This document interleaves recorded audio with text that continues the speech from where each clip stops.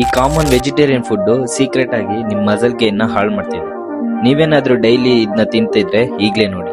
Number 1 ಅಲ್ಲಿ deep fried snacks ಅಂದ್ರೆ ಪಕೋಡ, ಸಮೋಸ, ಬಜ್ಜಿ.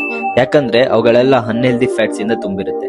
ಅದರಿಂದ ಸ್ಲೋ ಡೈಜೆಷನ್, ಫ್ಯಾಟ್ ಸ್ಟೋರೇಜ್ ಜಾಸ್ತಿ ಆಗುತ್ತೆ ಮತ್ತೆ ರಿಕವರಿ ಸ್ಪೀಡ್ ಕೂಡ ಕಡಿಮೆ ಮಾಡುತ್ತೆ. ನಂಬರ್ 2 ಅಲ್ಲಿ ಶುಗರಿ ಚಾಯ್ ಮತ್ತೆ ಜಾಸ್ತಿ ಬಿಸ್ಕೆಟ್ ತಿನ್ನೋದು.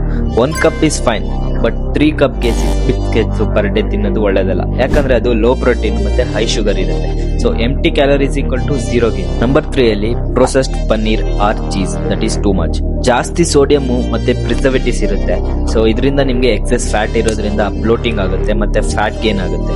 So choose fresh paneer in limited Y.